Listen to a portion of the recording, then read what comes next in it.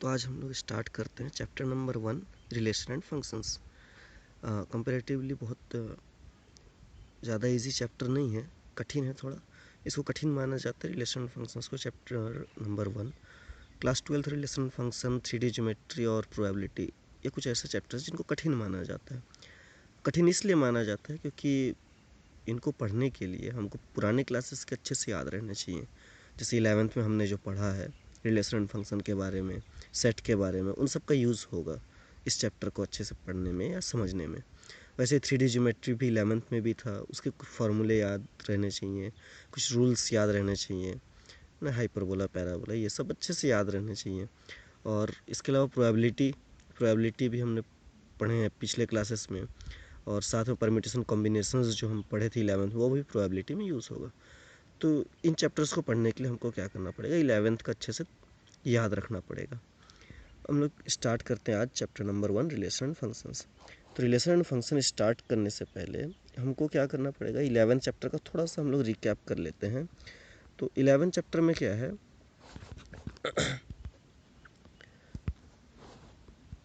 11th class में, sorry chapter बोला था, 11th क्लास में हमने पहला चैप्टर पढ़ा था क्या, सेट्स। सेट्स अगर अच्छे से याद है तो हम इस चैप्टर को अच्छे से समझ पाएंगे। तो पहले इसके बारे में थोड़ा सा हम लोग जान लेते हैं।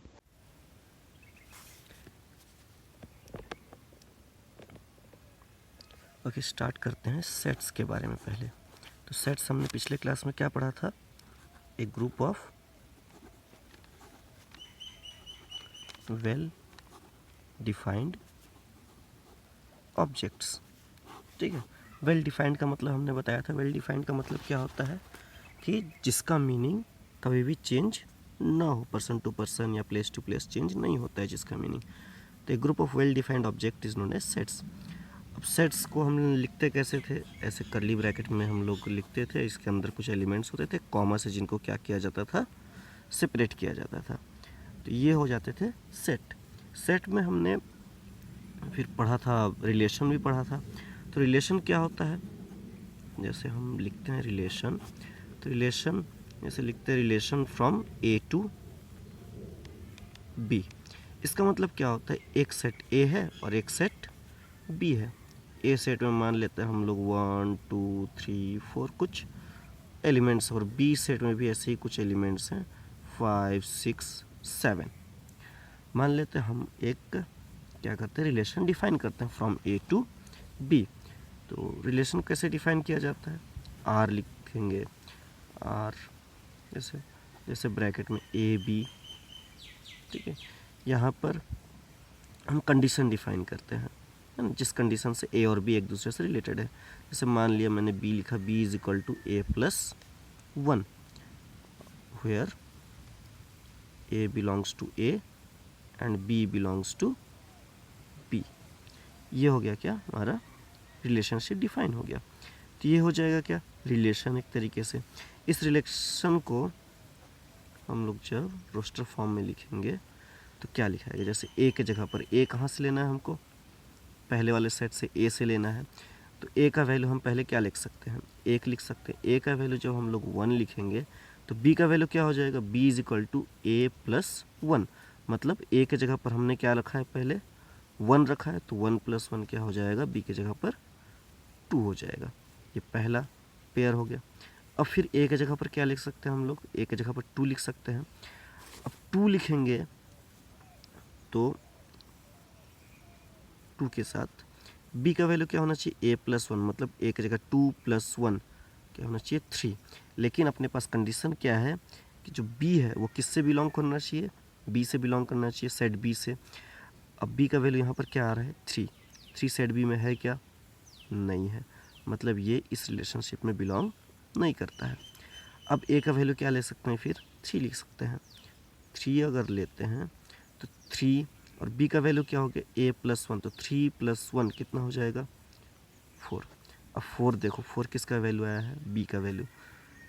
4 किस में बिलोंग करना चाहिए, सेट b में बिलोंग करना चाहिए, है क्या सेट b में 4, नहीं है, तो ये भी क्या होगा, नहीं होगा रिलेशन। अब a का वैल्यू और क्या ले सकते हैं हम लोग, 4 ले सकते हैं। ठीक है, 4। अब 4 + 1 क्या हो जाएगा, 5 हो जाएगा। ठीक है, अब 5 सेट बी में बिलोंग करता है क्या, बिल्कुल करता है, सेट बी में 5 है, मतलब ये होगा। अब देखो यहाँ पर अगर ध्यान देंगे तो क्या है, एक सेट मैंने गलत लिखा है, अभी भी एक पेयर 1 और 2, 1 तो ठीक है, ए का वैल्यू 1 ले सकते हैं हम लोग, लेकिन 2 बी में है क्या, 2 नहीं है, मतलब ये भी क्या होगा, इस रिलेशनशिप में नहीं आएगा इस रिलेशन में। तो इस रिलेशन में एक ही पेयर मिल रहा है, कौन सा पेयर, 4 और 5। तो ये ओके, तो एक और एग्जांपल लेते हैं रिलेशन का। एक मान लेते हैं कि एक सेट है ए, 1 2 3 4 5 6, और एक सेट लेते हैं हम लोग क्या, बी, बी ले लेते हैं हम लोग ऐसे 1 2 3 4 5 6 7 8 9। ठीक है, अब इसमें मान लो मैं एक रिलेशन डिफाइन करता हूँ, ए बी, फिर B is A multiple of A, इसके बाद A belongs to A, B belongs to B, ये क्या है, सेट बिल्डर फॉर्म हो गया। ठीक है, अब इसका हम लोग रिलेशन तैयार करते हैं, रोस्टर फॉर्म तैयार करते हैं, सेट तैयार करते हैं। तो R इज इक्वल टू क्या लेना है हमको, ए और बी लेना है, 2 टर्म लेने हैं हमको। ए कहाँ से आना चाहिए, ए पहले सेट ए से, मतलब ये सारे टर्म्स ए के जगह पर, और बी कहाँ से आएगा, B belongs to B set, मतलब ये सारे टर्म्स बी से आएंगे। अब हमको क्या लेना है, कंडीशन क्या कहता है, B is A multiple of A, sorry capital A नहीं, स्मॉल ए करते हैं, यहाँ स्मॉल ए होगा। अब बी क्या होना चाहिए, ए का मल्टीपल होना चाहिए, मतलब ए के टेबल में बी आना चाहिए। अब यहाँ से स्टार्ट करते हैं ए के टेबल से। ए के जगह पर हम लोग क्या ले सकते हैं, ए के जगह पर सबसे पहले हम लोग क्या ले सकते हैं, 1 ले सकते हैं। ए के जगह पर हमने 1 लिया। अब बी क्या कहता है, B is A multiple of A, मतलब ए के टेबल में आना चाहिए बी, और बी कहाँ होना चाहिए, सेकंड सेट में, बी सेट में। तो बी सेट में देखते हैं सबसे पहले क्या है, 1 1 आता है 1 के टेबल में, फिर ए के जगह 1 लिए, 2 ले सकते हैं बी के जगह पर। अब 2 यहाँ पर आ सकता है क्या, 1 के टेबल में 2 आता है तो यहाँ ले सकते हैं, फिर 1 लेते हैं, फिर बी के जगह पर क्या हो सकता है, 3 हो सकता है, 3 आता है 1 के टेबल में, बिल्कुल आता है, फिर 1 लिए, फिर अगला 4 आता है 1 के टेबल में, फिर 1 लिए, फिर उसके बाद क्या है 5, ये आता है 1 के टेबल में। ठीक है, फिर 1 लेते हैं, फिर क्या है 6, ये भी 1 के टेबल में आता है, फिर 1 लिए, 1 के टेबल में 7 आता है, फिर 1 के टेबल में 8 भी आता है, और 1 के टेबल में ये 9 भी आता है। अब इसके आगे हम लोग नहीं जा सकते, 1 का हो गया ख़त्म।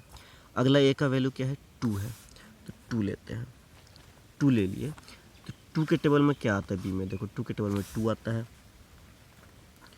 फिर 2 के टेबल में क्या आ सकता है, 4 आता है, फिर 2 के टेबल में 4 के बाद 6 आता है, 2 के टेबल में 8 आता है, 2 के टेबल में 10 भी आता है, पर यहाँ पर 10 है नहीं मेरे पास, तो 10 मैं नहीं लिख सकता।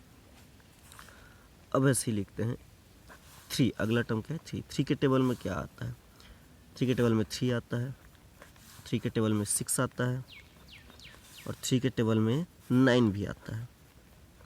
अब इसके आगे हम लोग नहीं जा सकते।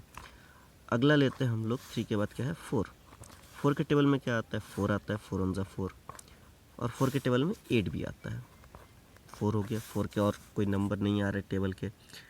अगला क्या है 5 है, 5 के टेबल में 5 आता है, 5 के टेबल का और कोई नंबर नहीं है अपने पास, फिर 6 लिए, 6 के टेबल में क्या आता है, 6 आता है। ये रिलेशन तैयार हो गए। इस रिलेशन में इतने सारे टर्म्स हैं ना।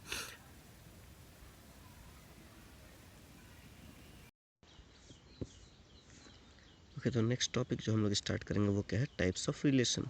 टाइप्स ऑफ रिलेशन में जैसे कि यहाँ पर दिखेगा आपको डेफिनेशन 1 डेफिनेशन 2 दिख रहा है, 2 टाइप के रिलेशन डिफाइन किया गया। पहला यहाँ पर देखिए, यहाँ पर दोनों दिख रहा है, एम्प्टी रिलेशन और यूनिवर्सल रिलेशन। एम्प्टी रिलेशन उसको कहा जाता है जिसमें एक रिलेशन डिफाइन तो कर दिया गया है, लेकिन उसमें एक भी एलिमेंट रिलेटेड ना मिले। है ना, पहले सेट का कोई भी एलिमेंट दूसरे सेट से रिलेटेड ना हो। देखिए लिखा है no element of A is related to any element of A, है ना। दो सेट के बीच में अगर रिलेशनशिप डिफाइन किया गया है तब उसमें एक भी एलिमेंट ऐसा नहीं मिलेगा जो एक दूसरे से क्या करे, रिलेट कर जाए, तो उसको क्या कहा जाता है, एम्प्टी रिलेशन कहा जाता है। यहाँ पर ए और ए के बीच का रिलेशन डिफाइन किया गया है, ए और बी का रिलेशन ले सकते हैं, ए और सी का, मतलब अलग अलग सेट का भी ले सकता है, ऐसा नहीं है कि सेम सेम सेट होना चाहिए। यूनिवर्सल रिलेशन उसको कहते हैं जिसमें हर एक एलिमेंट पहले सेट का दूसरे के हर एक एलिमेंट से क्या करे, रिलेट कर जाए। जैसे कि पहले एलिमेंट में अगर, पहले सेट में अगर दो एलिमेंट हैं और दूसरे सेट में भी दो एलिमेंट है, तो पहले के दोनों एलिमेंट क्या है, दूसरे के दोनों एलिमेंट से आपस में क्या करेंगे, रिलेट करेंगे। एग्जाम्पल देख लेते हैं एक, तो यहाँ पर एग्जाम्पल। ओके, तो पहले हम लोग देखते हैं एम्प्टी रिलेशन का एक एग्जाम्पल। मान लेते हैं हम लोग दो सेट डिफाइन करते हैं, एक सेट ए 1 2 3 और एक सेट मैंने डिफाइन किया सेट मान के सेट बी 4 5 और 6। अब एक रिलेशन मैं डिफाइन करता हूँ अगर कि R is equal to A B where B is equal to A plus 7 where A belongs to A and B belongs to B. ये मैंने एक रिलेशन डिफाइन किया है। अब इसमें अगर इस रिलेशन को मैं रोस्टर फॉर्म में लिखने की कोशिश करूं, आर इज इक्वल टू ए के जगह पर क्या लेंगे हम लोग, 1 लेंगे सबसे पहले। ए के जगह पर अगर मैं 1 ले लूँ तो बी की जगह पर क्या आना चाहिए, ए प्लस 7, मतलब 1 प्लस 7 कितना आना चाहिए, 8 आना चाहिए, है ना। अब 8 देखेंगे तो सेट बी में 8 तो है ही नहीं, है ना, मतलब ये रिलेशन हम लोग डिफाइन नहीं कर सकते। अब दूसरा ए के जगह पर हम लोग क्या लिख सकते हैं, 2 लिख सकते हैं, 2 लिख दिया। तो बी की जगह पर क्या आना चाहिए, बी क्या कहता है, ए प्लस 7, मतलब ए की जगह 2 है, 2 प्लस 7 क्या हो जाएगा, 9 हो जाएगा। अब 9 भी देखेंगे, बी सेट में 9 है ही नहीं, मतलब बी तो सेट बी से आना चाहिए था, लेकिन सेट बी में 9 है ही नहीं, तो हम लोग 9 को भी नहीं ले सकते, ये सेट भी सही नहीं है, ये पेयर भी। अब अगला टर्म 3 लेते हैं, 3 अगर लेते हैं तो बी की जगह पर क्या आ जाएगा, 3 प्लस 7 10। अब देखते हैं 10 बी में आता है क्या, नहीं आता, ये भी नहीं आया। तो आर में एक भी पेयर मिला क्या, नहीं मिला, है ना। एक भी जब पेयर नहीं मिला तो इसको क्या लिखते हैं हम लोग, एम्प्टी सेट लिखते हैं, R is equal to empty set, है ना। तो ये क्या है, एक एम्प्टी सेट है, नल सेट भी कहा जाता है इसको, है ना। एम्प्टी सेट की जगह पर अगर हम लोग नल लिखें, सॉरी नल रिलेशन, एम्प्टी रिलेशन या नल रिलेशन लिखें तो भी ये क्या है, सही है। ये हो गया एम्प्टी रिलेशन का एक एग्जाम्पल। ओके, अगला जो हम लोग देखेंगे वो क्या है, यूनिवर्सल रिलेशन, है ना। अगला जो टॉपिक है वो यूनिवर्सल रिलेशन है। यूनिवर्सल रिलेशन को एक छोटा सा एक एग्जाम्पल टाइप का लेते हैं कि दो सेट है, मान लेते हैं हम लोग कि दो सेट है, सेट ए और सेट बी, ठीक है। सेट ए में कुछ एलिमेंट्स, एक एलिमेंट है मान के चलो ए और एक एलिमेंट है मान के चलते हैं 2। सेट बी में एक एलिमेंट है, ले लेते हैं हम लोग 3 और एक एलिमेंट ले लेते हैं हम लोग 4।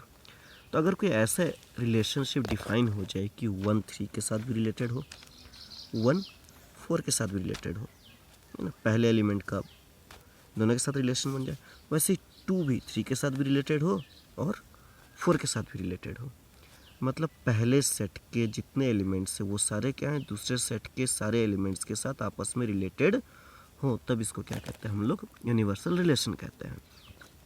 तो एक रिलेशन डिफाइन कर ही लेते हैं हम लोग, जैसे हमने जो यहाँ पर लिया है, A is equal to 1 2, B is equal to 3 4।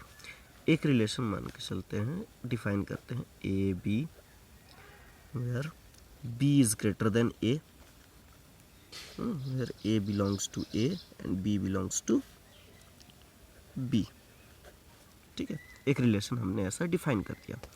अब इस रिलेशन के अकॉर्डिंग हम लोग अगर इसको रोस्टर फॉर्म में लिखे तो क्या होगा, देखो ए के जगह पर 1 ले लिए, अगला बी चाहिए, बी कैसा होना चाहिए, ए से बड़ा होना चाहिए, मतलब 1 से बड़ा होना चाहिए, और बी कहाँ से लेना है हमको, सेकेंड सेट से बी से, तो बी में 3 ले सकते हैं, क्यों 3 1 से बड़ा है तो 3 ले ही सकते हैं हम लोग।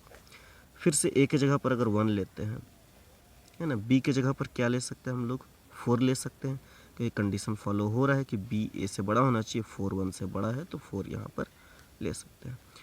1 3 के साथ रिलेट हो गया, 1 4 के साथ रिलेट हो गया। वैसे ही दूसरा एलिमेंट 2 लेते हैं, 2 2 के साथ अब बी चाहिए, 3 ले सकते हैं क्या हम लोग, बिल्कुल ले सकते हैं, क्यों, कंडीशन जो कहता है बी क्या होना चाहिए, B is greater than A. B की जगह पर अगर 3 लेते हैं तो 3 इज़ ग्रेटर देन ए की जगह पर 2 है, 3 इज़ ग्रेटर देन 2 सही है, मतलब यहाँ पर 3 हम लोग ले सकते हैं।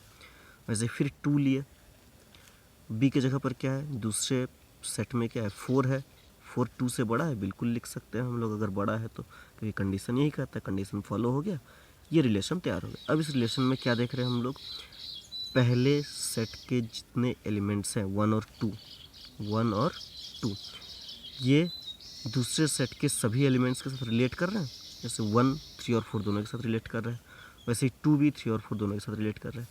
तो इसको क्या कहते हैं, ये एक यूनिवर्सल रिलेशन हो जाएगा, जिसमें पहले सेट के सारे एलिमेंट्स दूसरे सेट के सभी एलिमेंट्स के साथ क्या करें, रिलेट करें, तब ये क्या कहलाता है, यूनिवर्सल रिलेशन कहलाता है एक। ओके, तो अभी हमने देखा 2 तरीके का रिलेशन, एक था यूनिवर्सल और एक था एम्प्टी, जिसको हम लोग नल भी कह सकते हैं। 2 तरीके के रिलेशन हो गए। एक छोटा सा टॉपिक आता है कि इन दोनों को मिला करके क्या कहा जाता है, यूनिवर्सल से रिलेशन और एम्प्टी या नल रिलेशन, ये दोनों मिल करके कहलाते हैं ट्राइवियल रिलेशन, है ना।